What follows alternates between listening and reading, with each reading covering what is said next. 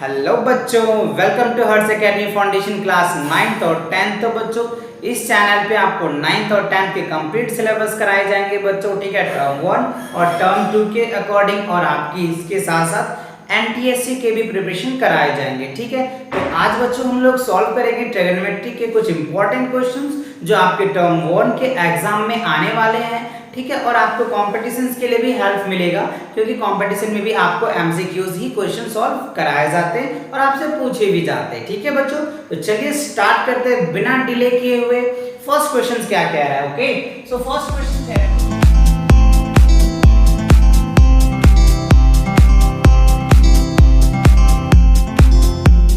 Triangle ABC. तो एक triangle बनाओ, एक ट्रायंगल हम बना लेते हैं एबीसी का, ओके। तो हमने एक ट्रायंगल बना लिया एबीसी, जिसमें क्या है बी राइट एंगल से बच्चों, राइट। बी क्या होगा, राइट एंगल्स है। तो ये हमें जो दे रखा है वो हम इनको क्या ले लेते हैं, सी, और इनको क्या ले लेते हैं बच्चों, ए, ठीक है।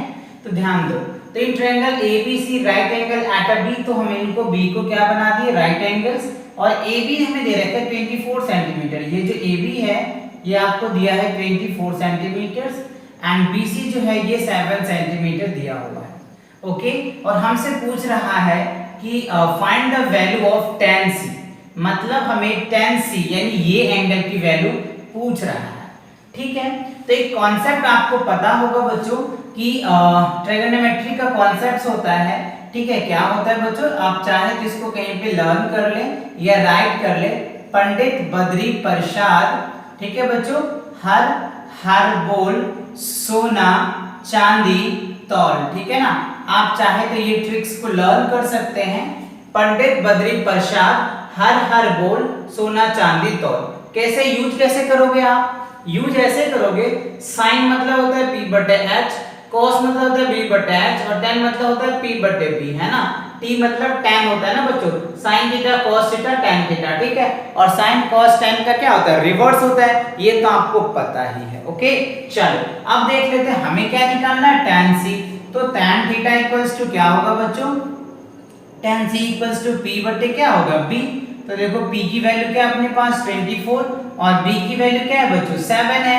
तो क्या होगा 24/7। तो ये आपके क्या होंगे आंसर। तो अब इसमें देखो ऑप्शंस में है क्या, यस बच्चों B है, तो B क्या होगा आपका राइट आंसर होगा। Got it, okay. अब देखो क्वेश्चन नंबर 2 में क्या कह रहे हैं, sec स्क्वायर थीटा -1 इक्वल्स -1 और आपको बताना है कि इक्वल टू दैट क्या होगा।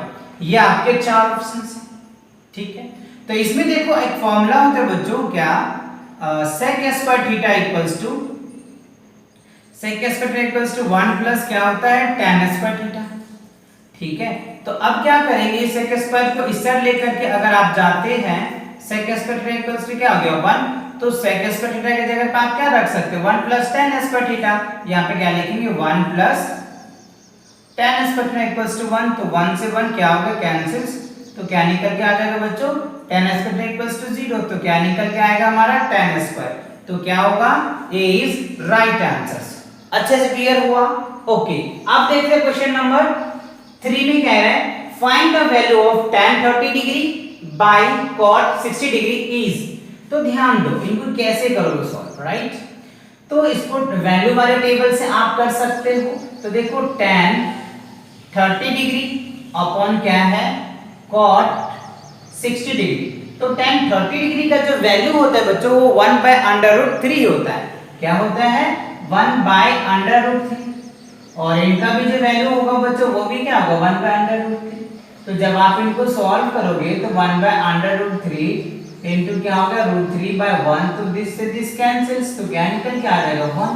तो आई थिंक देखो 1 है, यस बच्चों डी पार्ट में है, तो डी क्या होगा आपका राइट आंसर हो जाएगा। तो मजे आ रहे हैं, कॉन्सेप्ट के साथ कर रहे हैं आप तो, ओके। अब देखते हैं क्वेश्चन नंबर 4 क्या कह रहा है।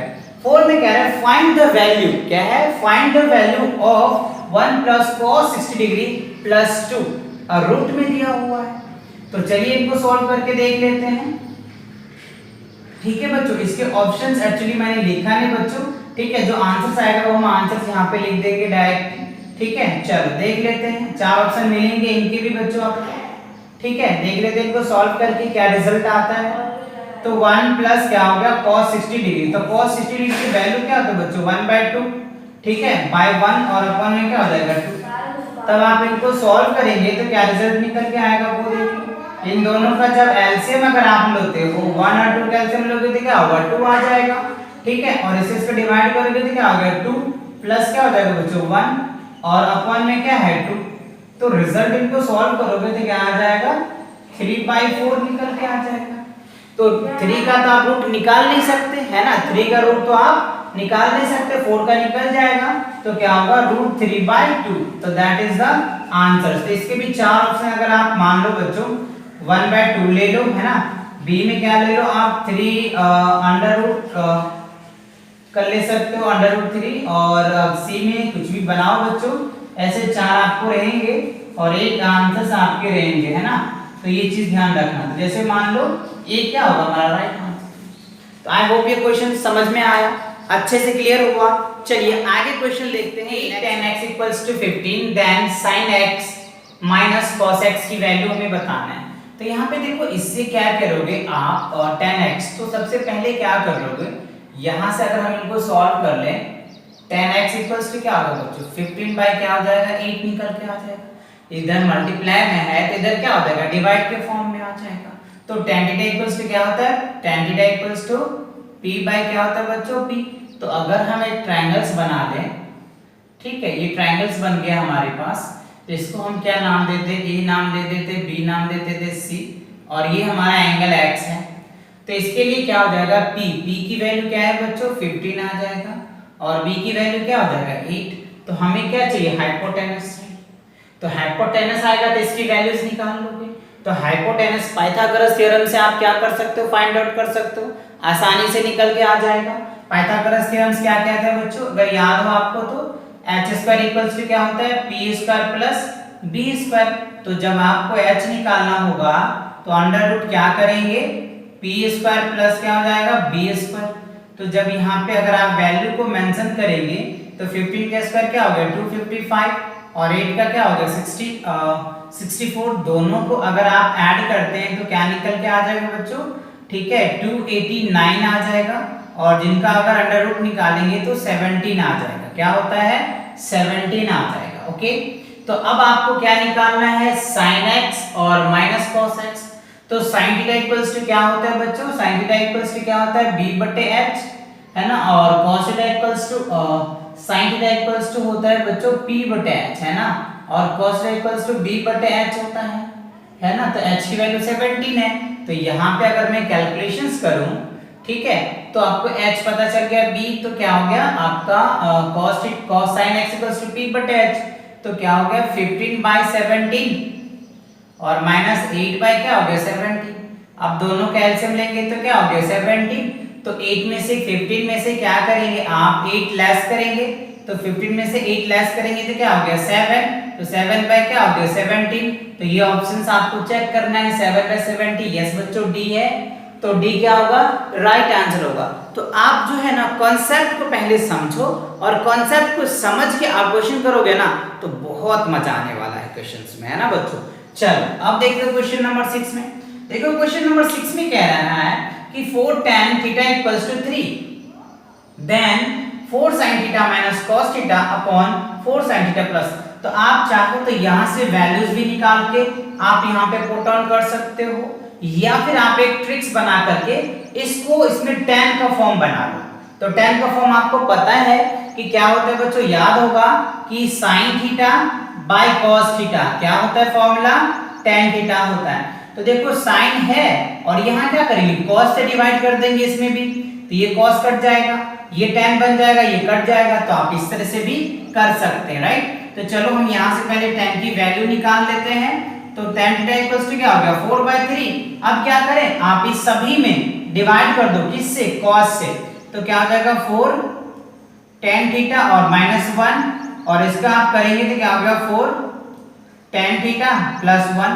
अब tan θ की वैल्यू यहाँ पे मेंशन कर दो, ठीक है ना। तो 4 इंटू क्या होगा बच्चों 3/4 - 1, 4 इंटू क्या हो गया 3/4 + 1। तो 4 से 4 कैंसिल, 4 से 4 कैंसिल, ये क्या होगा 2 बाय क्या हो गया 4 यानी 1/2। देखो कितना आसान था, है ना।